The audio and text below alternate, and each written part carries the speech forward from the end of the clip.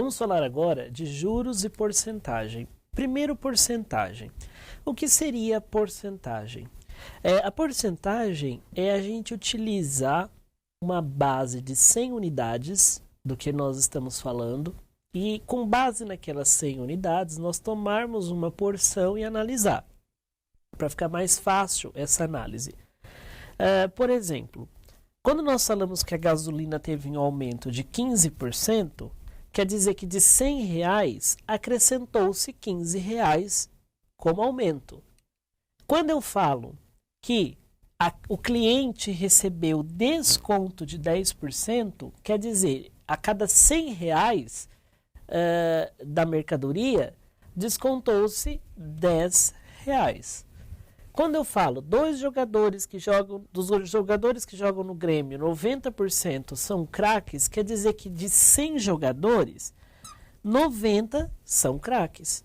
Então, o que nós percebemos? Que quando eu tomo uma base 100 para fazer um cálculo, fica mais fácil de analisar essa totalidade ou não. A forma dessa porcentagem aparecer pode ser na forma decimal. É comum representarmos a porcentagem na forma decimal. Por exemplo, 75%, quando eu digo aqui porcento, eu quero dizer uma divisão por 100. Eu quero dizer uma divisão por 100. Então, seria 75 dividido por 100, que é a mesma coisa que 0,75, ou 75%. Então, nós temos 1, 2, 3 maneiras de representar esta porcentagem. Como que nós calculamos a porcentagem de um número? Como que é feito esse cálculo? Então, 23% de 240, eu vou fazer o 23 vezes o 240 e o resultado eu vou dividir por 100. Fazendo essa multiplicação, 23 por 240, eu vou obter 5.520 e vou dividir por 100. Cancelo esses dois zeros e aí eu vou ver que isso equivale a 55,2%, né? Então, 23% de 240 equivale a 55,2 apenas. 55,2, porque o porcento eu já estou trabalhando aqui. Aqui eu estou trabalhando com uma quantidade. Vejamos um exemplo 2. Em uma pesquisa de mercado, constatou-se que 67% de uma amostra assistem a um certo programa de TV. Se a população é de 56 mil habitantes, quantas pessoas assistem tal programa? Nós vamos proceder da mesma maneira. Nós vamos multiplicar 67 por 56 mil, e nós vamos dividir por 100. Aqui, para ficar fácil, já podemos cancelar esses zeros. Fazendo 67 vezes 560, nós vamos achar 37.520 pessoas.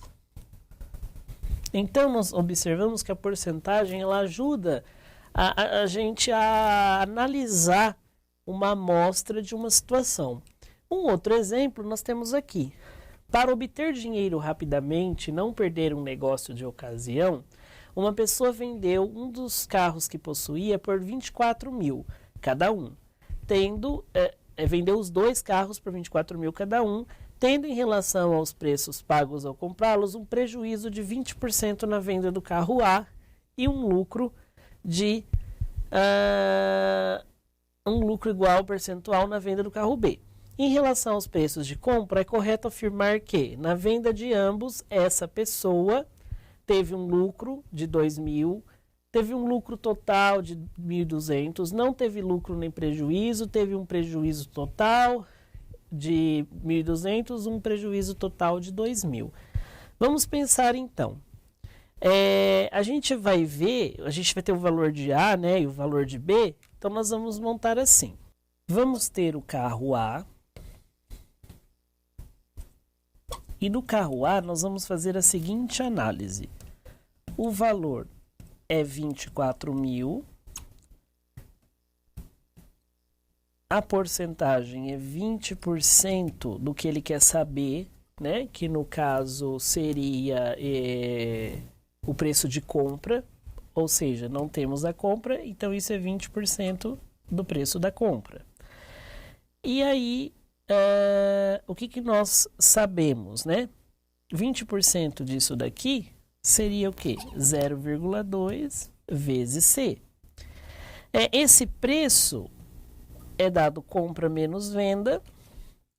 E aí, o que a gente pode fazer? A gente vai fazer uma substituição para achar o valor de C. Então, eu tenho que isso daqui é a mesma coisa que P. Então, eu vou substituir aqui. Então, eu terei 0,2C é igual a esse C menos o valor de V que eu tenho aqui em cima, que é 24.000. Então, passando C para cá, nós vamos ter 0,8C. Então, passando C para a esquerda, né, nós vamos ter 0,8C é igual a 24.000. Ambos negativos, mas multiplicamos por menos 1 torna-se positivo. Então, nós temos que C para o carro A vale 30.000. Agora, nós vamos fazer o mesmo cálculo para o carro B. O valor também é 24.000. Não temos esse preço da compra. Nós temos que o lucro é de 30... Desculpe, no texto nós temos que o lucro é 20. 20% da compra, ou seja, 0,2C. E sabemos que o lucro é venda menos compra. Nós vamos fazer a mesma substituição. Teremos 0,2C é igual a 24.000 menos C. Portanto, nós vamos ver aqui que 1,2C equivale a 24.000 e que C equivale a 20.000. Bom, então, o total dos custos é o 30.000, anterior do carro A, mais 20.000 do carro B, que é 50.000. E o total das vendas? Se eu vendi por 24.000, eu vou ter um total de venda de 48.000. Fazendo o cálculo do meu prejuízo, o prejuízo então vai ser o quê, né? Venda menos esse valor aqui do... Vamos pôr o prejuízo como total de custo menos total de venda. E nós vamos ver que o prejuízo será de 50.000 menos 48.000, que equivale a 2.000.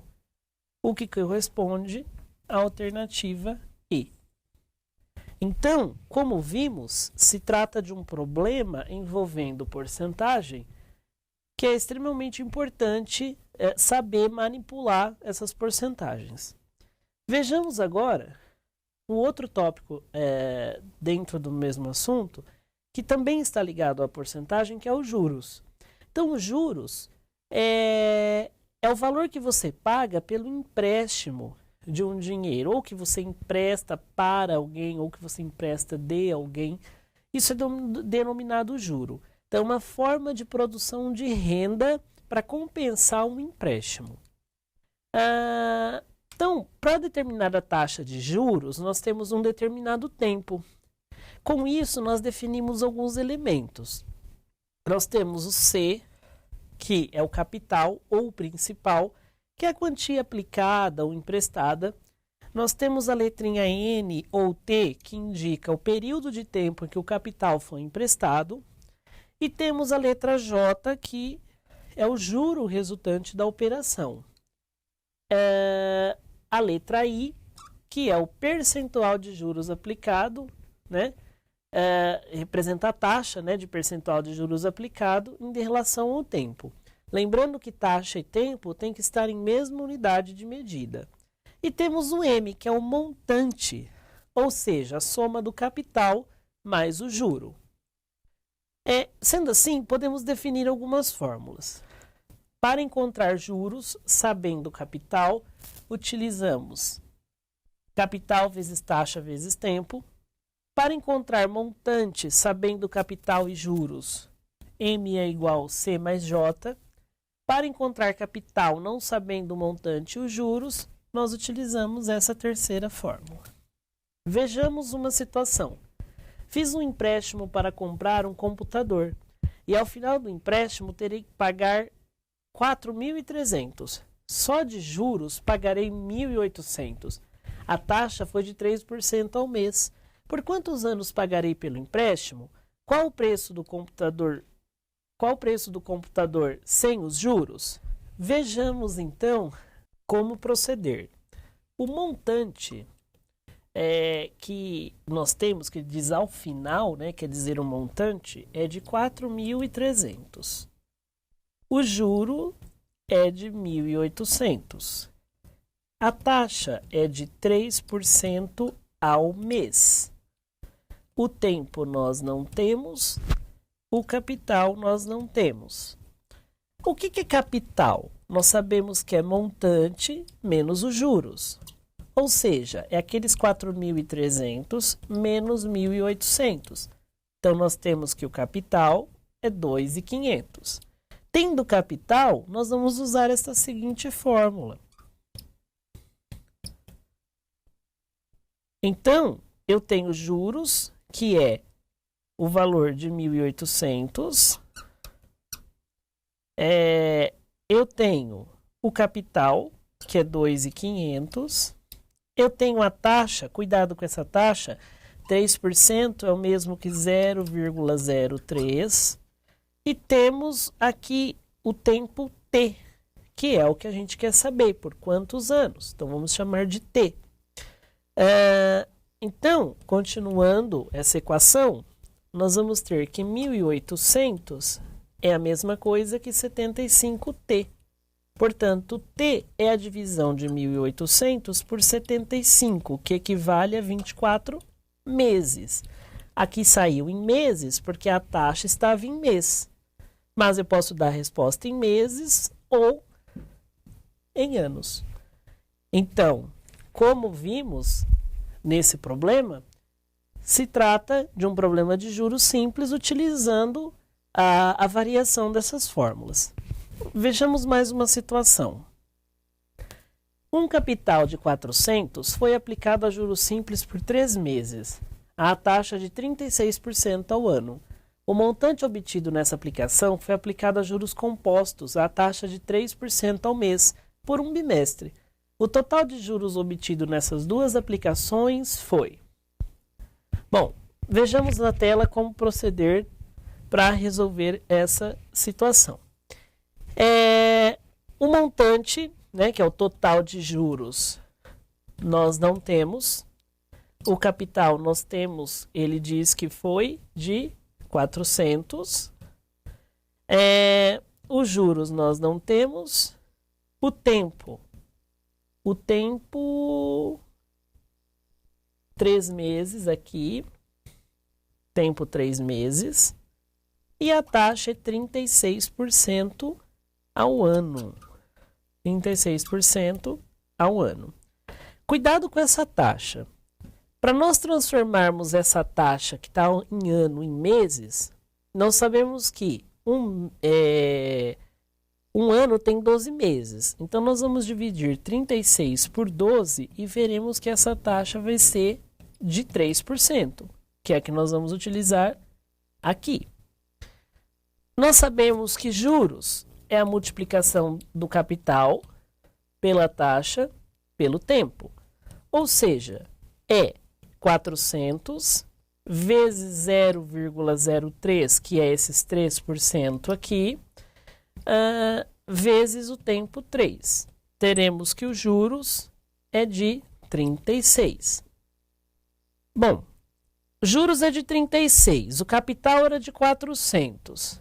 Se somarmos os dois, nós temos o montante, que será de 436. Isso é uma primeira situação, né? Nós vamos usar esse montante como sendo capital para resolver a partir desse ponto aqui. Então, esse capital é 436, né? Primeiro, o que nós temos aí? 3% de 436, equivale a R$ 13,08. Então, o montante, ele será aquele capital mais os juros, certo? O capital, 436, e os juros de 13,08 que encontramos nesse momento. Então, nós vamos ver que esse montante é 449,08. Agora, nós pegamos esse montante e utilizamos ele como capital, porque os juros são compostos. Então, no segundo momento, nós vamos ter o quê? Que esse capital é o montante do anterior. Ele assume esse valor do anterior. E que nós vamos utilizar a mesma taxa. A gente sabe que 3% de 449,08 equivalem a 13,47. Portanto, nós temos o que nessa situação? 36 somado com 13,08 e 13,47. Nós vamos obter o resultado de 62,55. Mas o que é esse resultado de 62,55? É o total de juros obtido nessas duas aplicações. Aqui eu tenho um juros, aqui eu tenho outros juros e aqui eu tenho outros juros, 13,47. Eu fiz essa soma aqui embaixo e obtive como correta a alternativa D. Como vimos, se trata de uma situação de juros simples, com uma pincelada de juros compostos não tão complexa, mas que é importante ter a noção na hora de resolver a situação problema.